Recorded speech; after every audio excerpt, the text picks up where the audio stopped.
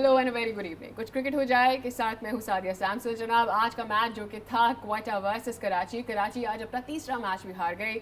Although शुरू में बहुत अच्छी विकेटें गिराई और ऐसा लग रहा था कि जो उन्होंने फैसला किया है कि वो पहले बॉल करेंगे वो बहुत अच्छा है, लेकिन गप्टिल टिक गए और ऐसा टिके कि 117 रन बनाकर गए। एंड विद दैट पूरी टीम आउट हुई 168 पर। उसके जवाब में हमने देखा कि जब कराची की टीम बैट करने आई so they were not there at all और कुछ भी नहीं कर सके। अगर इतने छोटे टोटल को भी, जो कि हम कराची में कह रहे थे, बाद में डू फैक्टर है, there are lot of things that are really engaging the match to that level जहां पर एंड में मैच मुश्किल हो जाता है। उसके बावजूद पूरी की पूरी टीम हमने देखा कि वो मुकर्ररा ओवर्स में उस हदफ को हासिल करने में नाकाम रही और इस तरह से आज का मैच क्वेटा 6 रन से जीतने में कामयाब हो गई। और as it was predicted by Fawad साहब के आज का मैच लग रहा है कि क्वेटा जीत जाएगा, वैसा ही हुआ। तो आज के मैच में एनालिसिस शामिल करेंगे। हमारे साथ स्टूडियोज में मौजूद हैं क्रिकेट एनालिस्ट फवाद मुस्तफ़ा साहब, जिनसे इस हवाले से हम बात करेंगे। वेल, एज प्रिडिक्टेड, लेकिन मेरे ख्याल में अगर आप 168 भी चेज नहीं कर पा रहे so what you good for? देखिए, मैंने प्रेडिक्ट तो ज़रूर ये किया था क्वेटा जीत जाएगा, लेकिन मैंने ये ज़रूर कहा था कि टॉस या ड्यू की वजह से पासा पलट भी सकता है। सारी चीज़ें हक़ में गई कराची की। टॉस भी जीते, शुरू में आउट भी कर लिया, गप्टिल ने कर दिए जी रन, 100 हो गए, 168। इन सब चीज़ों के होते हुए भी अगर आप नहीं चेस कर रहे हैं तो सारा सवाल जो है वो कराची से ही करना चाहिए। ये वो टोटल नहीं है जो इन कंडीशंस में कि मतलब बॉल ग्रिप नहीं हो रहा, बॉल क्योंकि स्विंग स्पिन सारा कुछ बंद हो जाता है, और ये आखिरी 1 घंटे में प्रॉब्लम रहा क्वेटा के साथ। फिर भी आप अगर ये नहीं कर रहे तो फिर सवाल सिर्फ कराची से ही बनता है, जिसका जवाब कराची ही दे सकता है। आज फिर शोएब मलिक ने पूरी कोशिश की। पिछला भी मैच आपको याद होगा जो ये 2 रन से हारे थे जालमी से, उसमें भी शोएब खड़े हो गए। ताज इरफान नियाज़ी एक यंगस्टर हैं, बड़ा अच्छा उन्होंने खेला, लेकिन नतीजा जो है वही निकला कि अब परेशानी में मज़ीद इजाफा हो जाएगा, क्योंकि आप 3 मैचेस अगर हार जाएं तो बड़ा मुश्किल होता है किसी भी लीग में यहाँ से आप वापस आएँ। क्योंकि देखिए ना, आप बिल्कुल, एक तो पिछले साल आप बहुत बुरा करते हुए आए, आपने 1 मैच जीता था और अब जाके आप 3 मैच अभी तक कोई नहीं जीत रहे, और फिर आप पे प्रेशर होगा, लाहौर कराची मैच होना है, तो कराची के लिए बड़ी मुश्किलात हैं और कराची ही खुद इसका जिम्मेदार है। आप सोचें ना, इमाद का जो स्पेल था, क्या बॉलिंग की है उसने, सारा इतनी बड़ी बैटिंग को बिल्कुल तहस नहस कर दिया। गप्टिल ने रन्स कर दिए, ठीक है, बट आप क्या एक्सपेक्ट कर रहे हैं? क्या 150-60 रन भी आपने चेज नहीं करने होंगे? तो ये बड़ी अच्छा, एक आज मौका शर्जील ने दे भी दिया। वेल, हम हमेशा देखते हैं कि आप कभी भी किसी बड़े बैट्समैन को अगर मौका दे देते हैं, वो भी ऑलरेडी जब उसकी सेट पोजीशन हो, 60 मेरे ख्याल में 61 स्कोर किया था मार्टिन ने जब शर्जील ने उनका कैच ड्रॉप किया था। एंड ही ड्रॉप क्या किया था, ही was not ready for that catch at all, और उसके बाद ही स्कोर्ड 117, वरना मेरे ख्याल में वहाँ से तकरीबन ड्रॉप था क्वेटा का, वो ड्रॉप था। उसके बाद से जो वो वापस आए Guptill, then he didn't look back at all. तो मेरे ख्याल में वो भी बहुत अहम था कि वो कैच ड्रॉप हो गया, बट कंसिडरिंग कि वो जो हो गया सो हो गया, उसके बावजूद इफ़ यू कुडंट, मेरे ख्याल में ये वो मोमेंट्स हैं जो शर्जील की जानिब से कैच ड्रॉप हुआ था। Let's our viewer have a look at it. या he was not ready for this catch at all. लेकिन इसके अलावा भी मुझे ऐसा लगता है कि 168 ऑब्वियसली ऐसा टोटल नहीं था जो कराची अचीव नहीं कर सकते थे। और फिर इस बैटिंग लाइन के साथ probably it's about the time कि बैटर्स को भी सोचना होगा कि वो क्या कर रहे हैं विद दैट। मतलब अब देखें, किसी एक प्लेयर को अपना रोल अदा करना होता है। Shoaib did the last time, Shoaib did this time as well, but बाकी क्या है? अगर आपको कहीं इमाद नज़र आते हैं, कहीं आपको शुएब नज़र आते हैं, ये 2 ही प्लेयर्स मुझे नज़र आ रहे हैं, कभी बैट एंड कभी बॉल के साथ। तो बाकी प्लेयर्स कहाँ हैं कराची के? फिर यही तो एक ज़्यादती मैं कहूँगा कि आपकी बैटिंग क्लिक नहीं कर रही, परफॉर्म नहीं कर रही। इस पे क्या कहा जा सकता है? देखिए, मेन चीज़ जो होती है ना, जब आप ड्राफ्ट करते हैं ना, मैं इसीलिए पिछले साल भी बात हो रही थी, उस वक्त जो आपकी सिलेक्शन होती है ना, वो बताती है कि आपकी टीम कहाँ जाएगी। विंस को आपने सेलेक्ट किया, विंस ने पहले भी पीएसएल में कुछ अच्छा नहीं परफॉर्म किया था। वेड आपका एक अच्छी इनिंग्स अगेंस्ट पाकिस्तान T20 में शाहीन के ऊपर आपने उन्हें ले लिया। वेट का एसेस तो आपने इन कंडीशंस में देखा है ना कि इस तरह से वो आके आपको जिता देगा।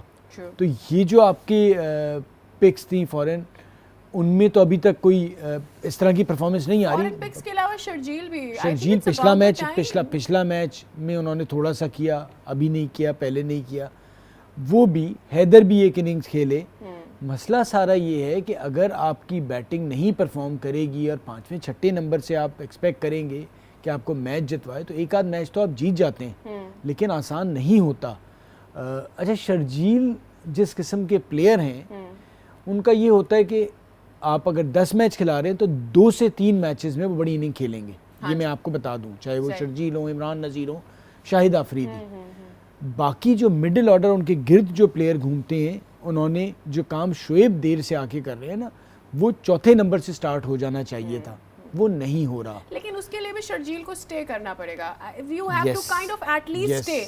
हो ये रहा है अभी, मुझे ऐसा लग रहा है जो शर्जील के लेवल पर गेम हो रहा है, शर्जील ऑब्वियसली अपना गेम प्ले करते हैं, and most of the openers हमारी पाकिस्तानी साइड पर हमने यही देखा है कि वो अपना गेम सेट करते हैं और उनके अराउंड प्लेयर्स जो हैं अपना जो भी टारगेट होता है वो अचीव करके जाते रहते हैं, नया प्लेयर आता रहता है। But what is happening over here with Sharjeel is कि वो जो उतना लिमिटेड पूरी टीम को एक बैकबोन स्कोर चाहिए होता है, मेरे ख्याल में वो उसके लिए भी नहीं रुक पा रहे हैं। और फिर आके फिर हैदर की भी वो जॉब है, हैदर भी only could do it in 1 match only, तो फिर नीचे वाले प्लेयर्स के ऊपर बहुत ज़्यादा इसका जो है ना वो बोझ पड़ जाता है। अच्छा, एक चीज़ मैं आपको ज़रूर बताऊं जो क्रिकेट में हम देखते आए हैं और बात करते हैं ना, हमेशा जो पहले 5-10 रन पे आउट हो जाता है ना शुरू में, उस पे सवाल उतना ज़्यादा नहीं बनता जो 20 रन करके आउट होते हैं, क्योंकि जब आप 20 रन कर लेते हैं ना फिर आप सेट हो चुके होते हैं, वहाँ से आपने आगे लेके जाना होता है। आज जो विंस थोड़ा सा बेहतर खेले थे, अगर वो आगे तक लेके जाते, जो भी सेट हो जाता है T20 में ना, उसको थोड़ा लंबा लेके जाना चाहिए। आप बाकियों को नहीं छोड़ सकते, लेकिन जो थोड़ा सा लंबा खेल गए फिर उन्हें पूरा, शोएब क्या करता है, हल्के हल्के हल्के और लेके जाते हैं। But at the end of the day अगर आप मैच फिनिश नहीं करते, मैच हार जाते हैं, तो वो इनिंग्स ज़रूर आपकी तारीफ बनेगी, लेकिन वो आखिर at the end of the day वो इनिंग्स काउंट नहीं होती। आप जितनी भी अच्छी खेलें और आपकी टीम आगे नहीं बढ़ रही, तो उस इनिंग्स का अच्छी इनिंग्स तो है, बट वो फ़ायदा टीम को नहीं पहुंच रहा। मैच विनिंग इनिंग्स की ज़रूरत है। उस दिन भी 2 रन से हार गए तो हार गए। तो जब कराची जीतेगी तो आगे बात बनेगी ना। इनिंग्स, इंडिविजुअल इनिंग्स में वही कह रहा था, कल भी मैंने जब बात हो रही थी, आप बाकी प्लेयर्स की तारीफ़ें कर रहे थे, बड़ा अच्छा किया 40 पे, मैच जितवाने वाली इनिंग्स जो होती है ना, और मेरे ख्याल में बात ही अलग होती है। विंस की जो ये आज की इनिंग्स थी जो उन्होंने 22 रन स्कोर किए, वो उसकी अहमियत और बढ़ जाती अगर he would have gained a few more runs, क्योंकि एंड में क्या था, 1 गेंद 2 गेंद 3 गेंद जिससे फ़र्क पड़ा।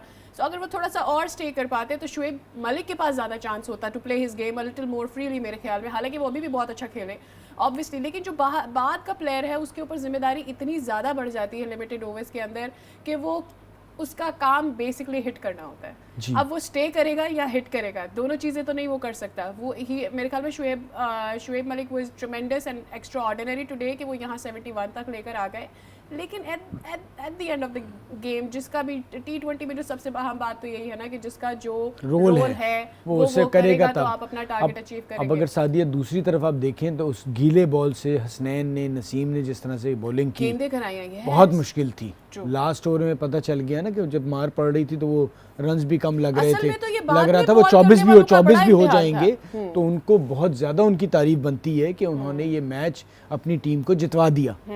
तो तारीफ उनकी बनती है, क्योंकि बॉल आपको ग्रिप करना, एक यॉर्कर करने जा रहे हैं, फुल टॉस हो जाता है, उसमें कंट्रोल के साथ रन्स भी ऐसे नहीं थे, 12-13 रन्स बनते हैं इस किस्म का हमने देखा है। अगेंस्ट पेशावर भी बन रहे थे 200 के करीब जब आ गए थे, तो सारा तारीफ कोयटा के बॉलर्स की बनती है। Shoaib Malik was trying hard to hit it out of the pavilion, लेकिन वो नहीं कामयाब हो रहे थे। That was because क्योंकि एंड तक गेंदें इतनी बेहतरीन रही, वरना आखिरी ओवर अगर हम ओवर देखते हैं तो 10-15 रन मतलब बन जाते हैं। बिल्कुल 24 बनने के करीब ही हो गए थे ना। एग्जैक्टली तो आप मेरे ख्याल में ये भी मेरे ख्याल में इसके लिए बहुत जिगर चाहिए था। एट द एंड ऑफ देखिए एक बड़ी अहम बात जो है वो ये भी है ना कि 168 क्वेटा ने बना दिए। अब जी। मुश्किल भी उन्हीं के बॉलर्स के लिए थी, Yes. क्योंकि दे वर चेजिंग अ टारगेट जो कि इस कंडीशन के अंदर बहुत ज़्यादा अचीवेबल था। बिल्कुल। तो मेरे ख्याल में तो उन्होंने जो है ना मुश्किल कर दिया कराची वालों के लिए, बट कराची वाले तमाम तर सिनेरियो उनके फेवर में जाने के बावजूद, और मेरे ख्याल में ये दूसरी बार होने जा रहे हैं, वी सेड कि मेरे ख्याल में किस्मत की देवी तो उनको ये मैच जिताना जा रही थी, लेकिन कराची वाले खुद ही ये मैच नहीं जीतना चाहिए। So first match they were not good, second match they did come back, लेकिन तीसरे मैच में फिर लूजिंग सोचे ना, अब आप 3 मैचेस आप लगातार हार गए, अब कराची यहाँ से आगे कैसे जाएगी? अब तो देखना सोचना हर चीज़ ही जान लगानी पड़ेगी। और लगातार दूसरे सीज़न में ये ऐसा होता चला जा रहा है कि कराची का टीम कॉम्बिनेशन बन ही नहीं पा रहा। आज इमाद ने जो स्टार्ट लिया था, लग रहा था इसके बाद तो कराची के हाथ में ये मैच आ गया है। फिर वो गप्टिल रन कर गए, लेकिन अगर वो रन कर गए थे तो ये भी उम्मीद थी कि इतना टोटल इतना बड़ा है नहीं, ये बन जाएगा। वहाँ फिर बैटिंग एक तरह से कोलैप्स कर गई या उसने डिलीवर नहीं किया। Well, looking at the other side of the picture is Quetta का top order as well. Quetta से जेसन रॉय, पंकज, उमर अकमल, तो मेरे ख्याल में अब इनको सोचना होगा कि इन्होंने क्या, क्योंकि ये मेरे ख्याल में दूसरा मैच है कि हमने इन बैट्समैन को कोलैप्स करते हुए देखा है। पहले फास्ट बॉलर के अगेंस्ट हुआ था, आज इमाद वसीम के, तो ये सवाल तो बहुत ज्यादा उठता है कि आज गप्टिल ने इज्जत बचा ली क्वेटा की भी, वरना मेरे ख्याल में जिस स्कोर पे वो लोग वही लग रहा था कि पिछले मैच की तरह कहीं 110-15 पे आउट ना हो जाए। हाँ एग्जैक्टली, बिल्कुल वन साइडेड मैच होने जा रहा था अगर गप्टिल भी स्कोर ना करते। सो प्रॉबेबली आगे वाले मैचेस के लिए अब क्वेटा को भी सोचना होगा कि भाई ऊपर वाले क्या कर रहे हैं, जेसन हैं, फिर पंकज हैं, उमर अकमल हैं। सादे जीत जो है ना वो आपको कॉन्फिडेंस ज़रूर देती है। सही, एक जीत से आपको कॉन्फिडेंस ज़रूर मिलता है, लेकिन कतई तौर पे इसका मतलब ये नहीं है कि ये स्कोर कार्ड जो है वो बता रहा है कि जी कि आप बेहतर हो गए। एक अच्छी इनिंग्स खेल दिए, उसमें चांस भी एक मिल गया, लेकिन इनको आगे जिन टीमों के अगेंस्ट खेलना है वो काफ़ी तगड़ी हैं और इन्हें भी अच्छा करना पड़ेगा। इनका भी पिछला सीज़न कोई बहुत अच्छा नहीं गुजरा था। कराची को तो इन्होंने जीत लिया, लेकिन आगे अगर इस तरह की परफॉर्मेंस देंगे तो मसाइल इनके साथ रहेंगे। अब इन्हें बेहतर खेल पेश करना पड़ेगा। राइट, हमें ये तो पता है कि इस्लामाबाद हैड बीन कुछ, मतलब अभी की लीग से नहीं, पिछली लीग से भी Islamabad had been doing good. Multan अच्छा कर रहा है, लाहौर अच्छा कर रहा है। 3 नीचे की टीमें जो हैं, जिसमें पेशावर, क्वेटा और कराची को हम देखते हैं ऊपर नीचे हो रहे हैं। If Quetta doesn't want to go there again, Quetta को अभी से अपने सॉक्स जो ना ऊपर ज़रा खींचते होंगे। तो क्वेटा का मुकाबला अब मेरे ख्याल में, मेरी नज़र में क्वेटा का मुकाबला एक्चुअली पेशावर से है। बाकी टीमों को तो हम पीछे कर देते, कराची को तो हरा दिया। किसी तरह से उन्होंने ऐसे करना है कि पॉइंट्स टेबल पर उन्हें पेशावर से ऊपर ही रहना है, ताकि एंड की सिचुएशन में बाद में रन रेट वाला मामला ना हो जाए। नहीं, इट्स टू अर्ली मेरे ख्याल से। आप अगर देखें क्वेटा अभी आगे, मुझे लगता है और भी टीमों के मसाइल होंगे, इतना आसान नहीं है। शुरुआत ज़रूर परेशान कुन थी और आज भी खुशकिस्मत रहे, लेकिन आई बिलीव के आने वाले मैचेस में कोयटा बेहतर खेल पेश करेगा। लेकिन इन सब जो चीज़ें हैं, जो कमज़ोरियां जो इनका टॉप ऑर्डर है, उसको परफॉर्म करना पड़ेगा। दूसरा ये डिसाइड करना पड़ेगा कि हर मैच में आप नंबर नहीं चेंज करेंगे। एक चीज़ पे आपने पूरा तय करना पड़ेगा कि किसने किस नंबर पे खेलना है, फिर उसको लेके आगे चलें। अगर बैटर्स के नंबर चेंज होते रहेंगे तो वो भी एक बड़ा मसला पड़ जाता है, क्योंकि कोई सेटल नहीं हो पाता। तो जितना जल्दी वो सेटल हो जाएंगे उतना ही बेहतर है। जेसन रॉय का चलना बहुत ज़रूरी है, क्योंकि वो बहुत डिपेंड कर रहे हैं उस पर, क्योंकि वो एक ऐसा प्लेयर है जो एकदम चेंज कर सकता है चीज़ों को। It's just like Martin Guptill जैसे यू नो एक जैसा वैसा ही प्लेयर है। ऑब्वियसली वहाँ पर वो ओपनर के तौर पर आते हैं, बट ऑब्वियसली एक ऐसा प्लेयर है जो आपको नीचे तक लेकर जा सकता है। और जैसे उन्होंने मुख्तसर गेंदों के ऊपर इतनी ज़बरदस्त सेंचुरी स्कोर की है, इसी तरह से हम जेसन रॉय से, और अगर कहा जाए कि वन मैन शो का एक वो किरदार अदा कर सकते हैं, तो ये भी बिल्कुल गलत नहीं है। But if he doesn't work for Quetta, तो फिर नीचे के कोई प्लेयर्स ऐसे हैं जिनको थोड़ा थोड़ा चिपन करके वो स्कोर वहाँ पर लेकर जाना है, जो कि उनके दिमागों में सेट टारगेट है। खुद आज सरफराज कह रहे थे कि कोई भी अगर अच्छी टीम आपके मुकाबले में खड़ी है तो आपको 170 से ऊपर तो कुछ करना होगा, बट आज वो नहीं कर पाए थे। वहाँ पर खुशकिस्मती से वो जीत चुके आज का मैच, क्योंकि कराची वो नहीं कर पाई जो उनसे एक्सपेक्टेशंस थी। वेल,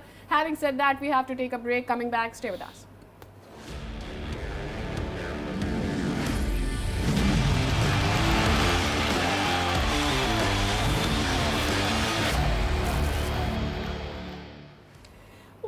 बैक अगेन जनाब। तो मैचेस आगे होते चले जा रहे हैं। Almost it's been 7 days of this league that has started और मज़ा अब आना शुरू हो जाएगा। मुझे ऐसा लग रहा है कि सारी टीमों को अब सेटल होने का मौका मिल गया है। कुछ टीमें जैसे कि कराची बहुत ज़्यादा अनसेटल हो गई है, मेरे ख्याल में अब उसे और सेटल करने के लिए जी जान लगाना पड़ेगा, वरना हो जाएगा उनका गेम ख़राब। इसके साथ ही हमारे पास आए हैं स्टैट्स, और स्टैट्स क्या कहते हैं कप्तानों के बारे में वो ज़रा आपको आपकी टेलीविजन स्क्रीन पर दिखाते हैं। सबसे ऊपर है जनाब सरफराज, क्योंकि उन्होंने सबसे ज़्यादा मैचेस खेले हैं। तो he has as a captain played 73 matches and उनकी इकॉनमी है 50 with winning 36 matches in his captaincy.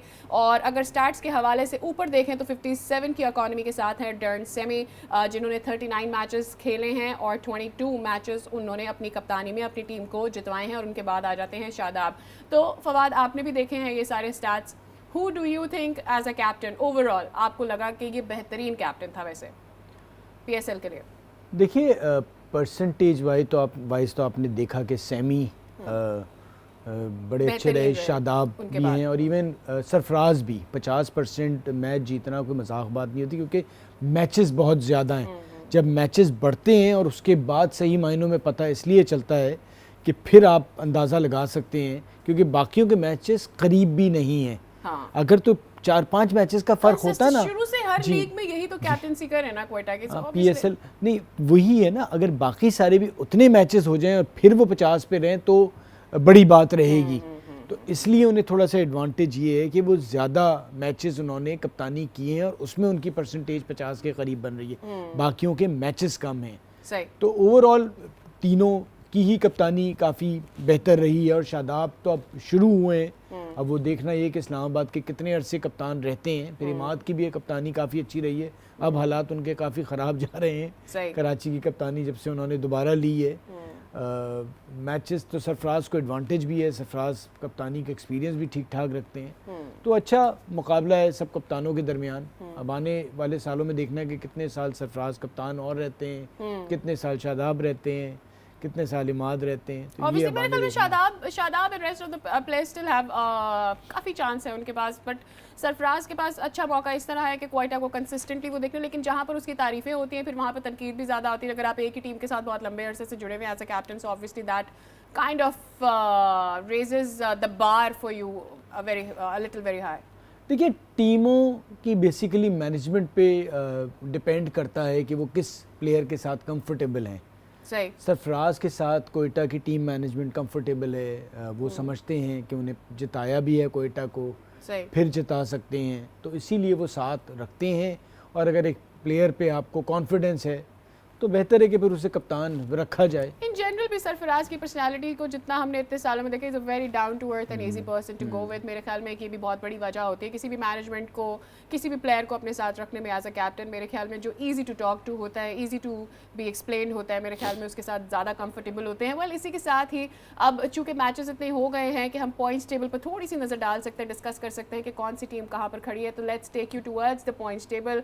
अब सबसे बड़ी बात यह है ना पॉइंट्स टेबल पर कि कराची की टीम ने खेले हैं 3 matches, but still they are on the bottom, so that goes really against them. Anyways, Multan Sultan इन जिन्होंने 3 मैचेस खेले हैं 4 पॉइंट्स है, क्योंकि एक मैच हार गई थी। इसके अलावा इस्लामाबाद ने 1 खेला जीत गए, लाहौर ने 1 खेला जीत गए 2 पॉइंट्स है, क्वेटा ने 2 खेले 1 हारे 1 जीते जो 2 पॉइंट्स उनके पास है। Peshawar Zalmi with that they also are standing on 2 points, लेकिन रन रेट के थोड़े से मामलात हैं, लेकिन it's too early to go for the run rate मेरे ख्याल में। देखिए, अभी काफ़ी टाइम है, 5-6 मैचेस हो जाएंगे तो चीज़ें और क्लियर हो जाएंगी।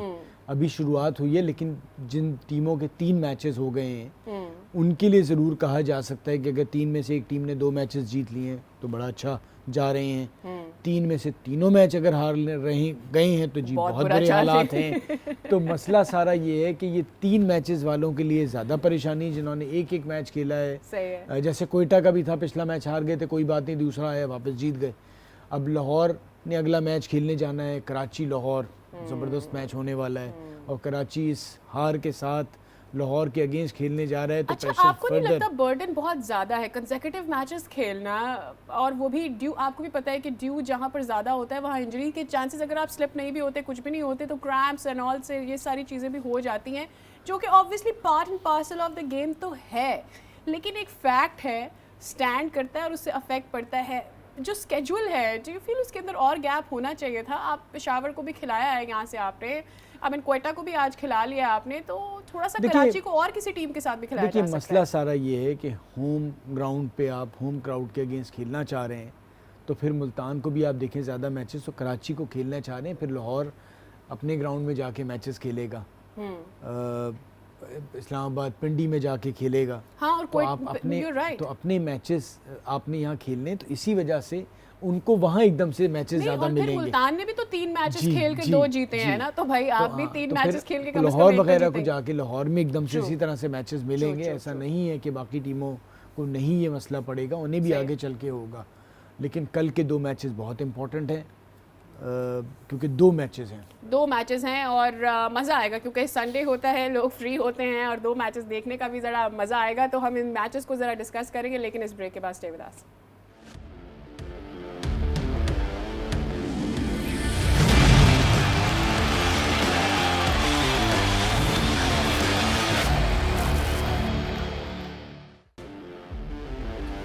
जनाब वेलकम बैक अगैन, और इसके साथ ही हम अब बात करने जा रहे हैं कि कल जो है पहली बार इस लीग में 2 मैचेस खेले जाएंगे, because it is going to be Sunday and Multan is going to be facing Islamabad in their home town, that is Multan stadium.